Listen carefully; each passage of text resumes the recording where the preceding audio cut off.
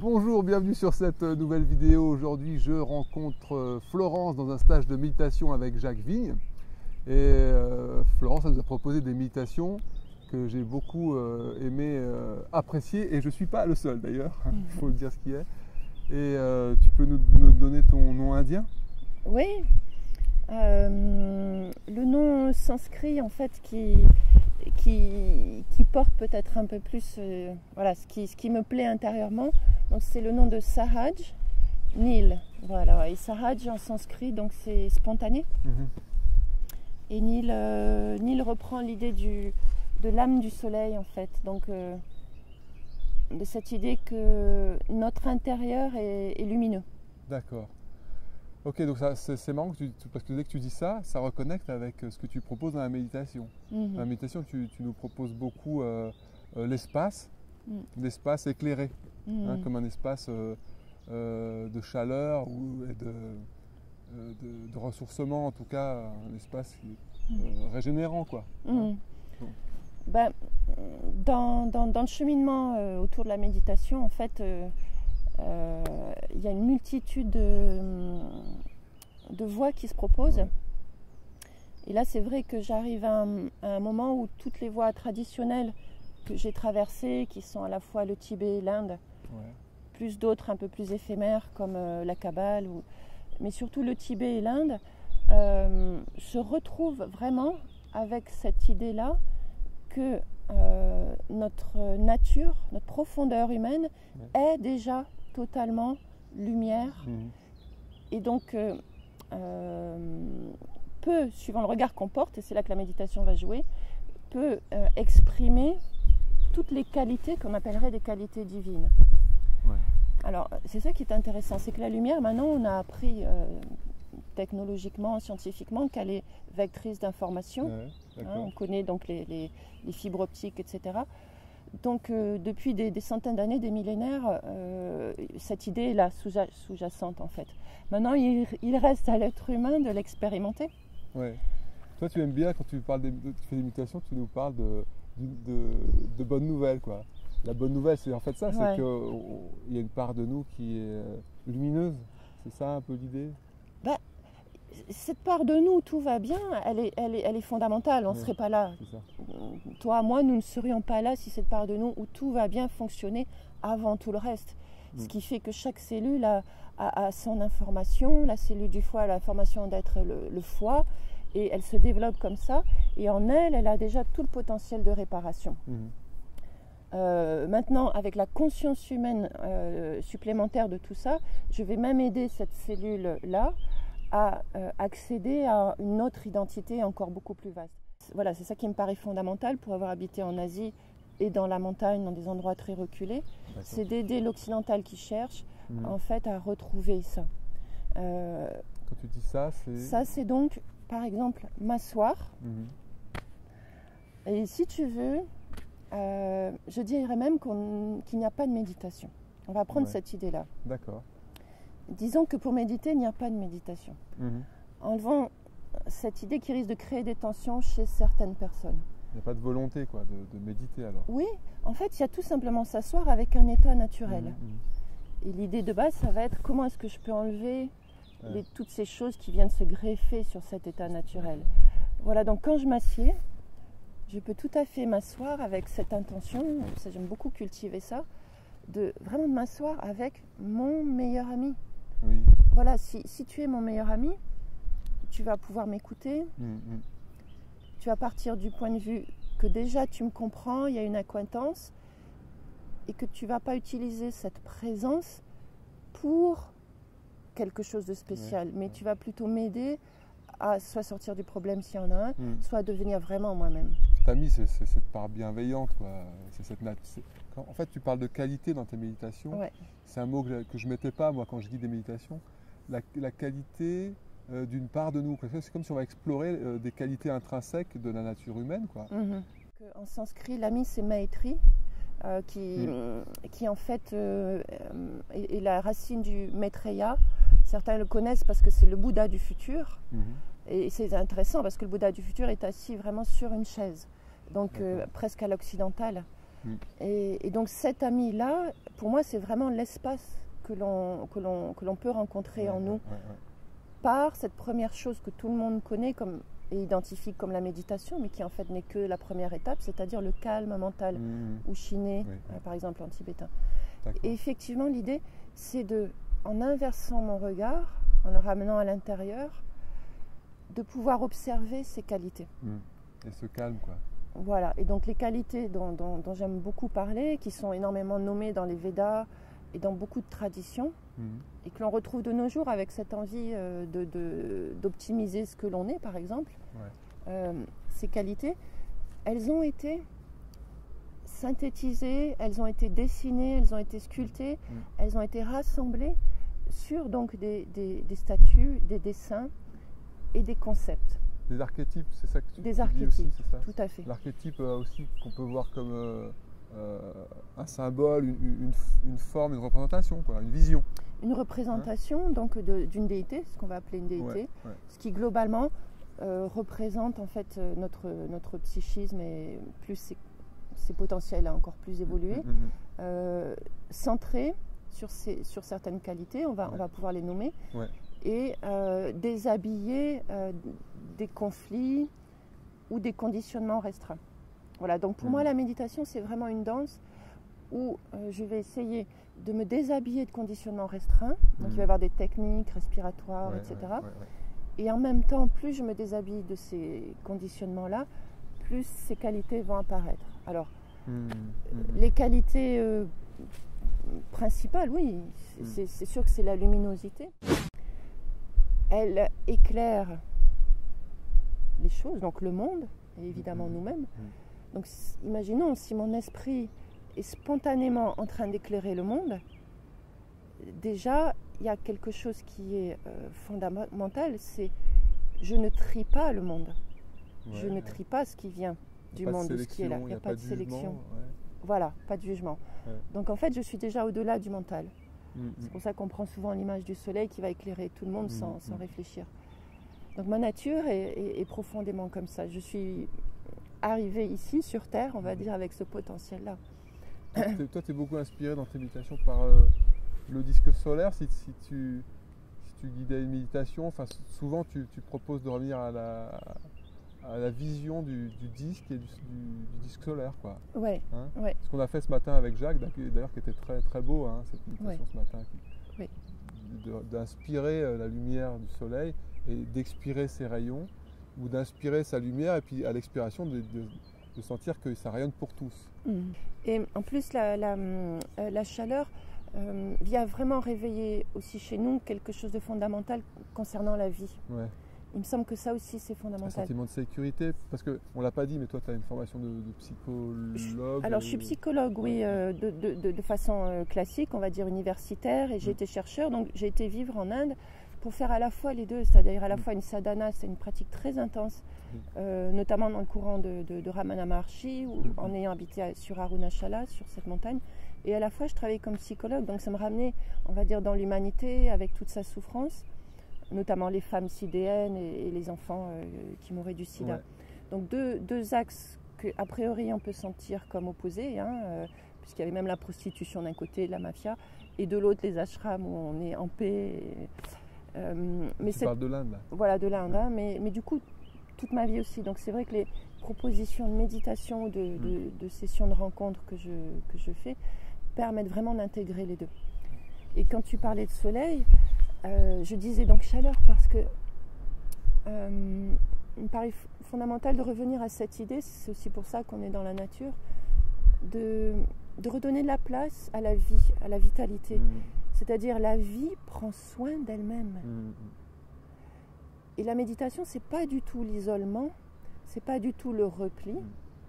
Alors je peux avoir besoin de m'isoler ponctuellement, de me replier en dehors du bruit, des propositions des autres. Oui, pour se recentrer en quelque sorte. Pour se recentrer, pour éviter d'être sollicité dans les conditionnements des autres aussi.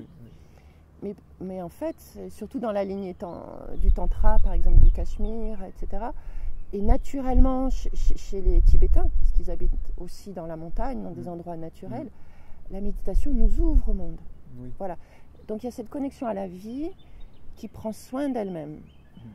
Voilà. Et si la vie prend soin d'elle-même comme le soleil, il y a déjà une détente extrême qui arrive et qui laisse déjà émerger une partie de cette nature calme de mon esprit, parce que je m'appuie sur cette vitalité de base. Quelqu'un qui regarde cette vidéo peut se dire, bon, moi je connais la méditation, et puis en même temps, tu poses le mot de sadhana, qu'on traduit comme pratique, hein, et c'est vrai que moi j'ai compris l'importance de la pratique. C'est ça, quand je fais des vidéos, je parle toujours de la pratique. Je dis, bon, les concepts spirituels ou les concepts psycho, c'est bien, mais il n'y a que la pratique pour en faire l'expérience ou pour faire une alchimie interne, c'est-à-dire transformer notre plomb en or. Bon, alors effectivement, le disque solaire, il peut être doré, ça peut être un processus alchimique, le soleil. Tu vois. Qu'est-ce que tu dirais, toi, à quelqu'un qui n'a jamais médité ou qui commence juste à méditer ou qui cherche des solutions dans sa vie?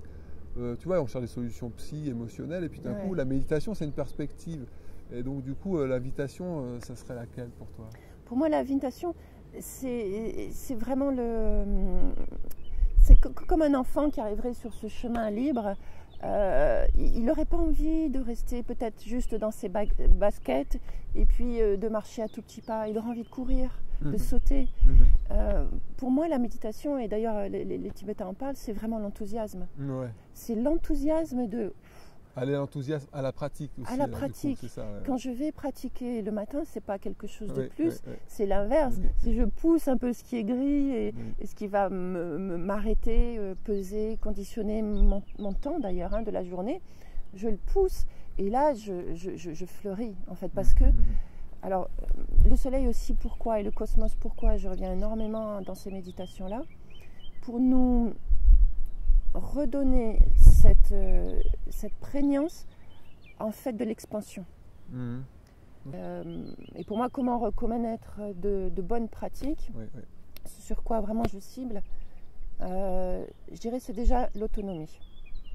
On va trouver une autonomie pour reconnecter la joie en quelque sorte. Hein. Tout ça, à fait. Parce que moi, ce que m'a apporté la méditation, c'est le retour à la joie. C'est ce que je dis souvent dans mes vidéos. Je dis, waouh, derrière tout ce chaos psychique même, hein, alors il peut être extérieur, on peut le voir à l'extérieur, mais on peut le sentir à l'extérieur, ce chaos.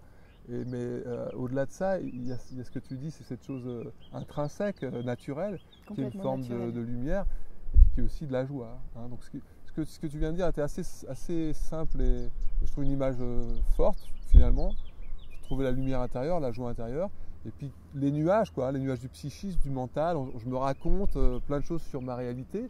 Et puis derrière ce que je me raconte, il y a de toute façon derrière les nuages le soleil. Donc si je me reconnecte au soleil, je peux retrouver ce côté apaisant d'être juste là, à recevoir les rayons, à être dans la lumière.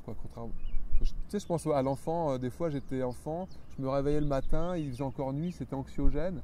Et puis dès que la lumière elle arrivait, ça s'apaisait, c'est-à-dire qu'enfin il fait jour, mon cauchemar s'éloigne, il y a une symbolique comme ça. Alors que moi maintenant j'explore beaucoup l'infinité de l'espace noir, donc je me suis aussi guéri de cette peur du noir. Hein. Mais dans les deux cas, tu vois, que j'aille dans l'infini espace éclairé ou dans l'infini cosmos noir, je vais dans le vide et dans l'inconnu, quelque part. Hein. Et puis je vois que je suis tranquille, je suis en sécurité dans l'inconnu. Pour toi, c'est clair ça dans la méditation? Tu t'es fait cette réflexion? Voilà, aussi en fait, c'est déjà psychiquement, on va dire maintenant quand on étudie le cerveau, on se rend compte que le cerveau, il est là pour servir certaines fonctions de notre vie qui sont des fonctions assez limitées finalement. Donc il ne faut pas bien sûr repousser totalement. Moi je dis ne se battre contre rien, même pas contre mes pensées. Quand je pense cela est une fleur, elle sent bon, c'est magnifique. Cela est du feu, je ne dois pas mettre la main dedans, c'est magnifique. Maintenant, ne laissons pas cet aspect-là de nous-mêmes régner. Donc du coup, c'est ça en fait, pratiquer, c'est me dire, chaque chose est vraiment à sa place. Hein. Retrouver un chemin où je vais comprendre pourquoi le vivant émerge de telle façon en moi. Voilà. Et là, il y a un chemin magnifique qui se dresse. Pour ça, j'ai juste besoin de donner du temps. Juste vraiment besoin de donner du temps. Sinon, c'est tout le reste qui va enfermer mes potentiels.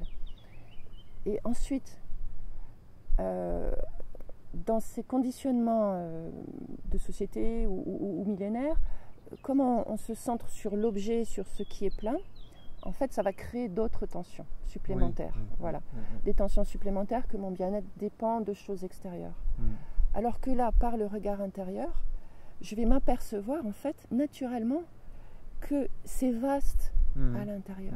C'est immense. Et cette immensité, elle détend, en fait, notre esprit. Oui, c'est ça. Voilà. Et en fait... On est plus esprit que matière, quoi. Ça revient à ça. Ouais. Oui, on est vraiment en information. Ouais. Vas-y. Après, je fais des coupes. On est vraiment information. On est vraiment information. Il y a beaucoup de personnes qui cherchent ces informations sur le chemin. Ouais. Et en fait, je disais vraiment autonomie. Ça, je pense que c'est une des qualités qui appartiennent à ces voies-là. C'est pratique. Oui, c'est que je peux être totalement autonome ou me référer à quelque chose qui se passe déjà en moi, qui fonctionne déjà pour mon bien-être, pour mon épanouissement, pour la réalisation totale de ce que je suis. Et l'autonomie, alors c'est là que c'est magnifique, c'est qu'au fur et à mesure qu'on avance avec la méditation, c'est que les paires d'opposés ne sont plus opposés. Ouais. Ils s'unissent, ils s'épousent, ils dansent ensemble. Donc, même si je suis autonome, je ne suis pas isolée, c'est l'inverse. Je deviens autonome, je ne vais pas faire reposer mon bonheur sur les autres. Par contre, je commence à ressentir toutes les parties du monde de plus en plus et à me sentir en lien avec le monde. C'est ce qu'on appelle les lois de l'interdépendance qu'on retrouve dans le bouddhisme, dans le Vedanta, etc. Donc la méditation nous ouvre à l'écoute du monde, nous ouvre pour redevenir le monde, tout en nous rendant dans cette verticalité. Donc c'est ça que j'aurais dû dire au début de cette vidéo, j'aurais dû dire restez avec nous sur cette vidéo, on va vous donner des clés pour avoir une longue vie. Voilà, c'est-à-dire une vie qui vous permet d'aller jusqu'au bout finalement de pourquoi les êtres humains nous sommes là. Bien sûr que relativement on a chacun des fonctions ou des missions particulières, mais fondamentalement on est là pour nous épanouir totalement c'est une forme de réalisation de notre propre nature. Et là, alors, le nom indien, il est venu parce que je suis danseuse de l'Odyssée, voilà, donc la danse des temples du nord de l'Inde.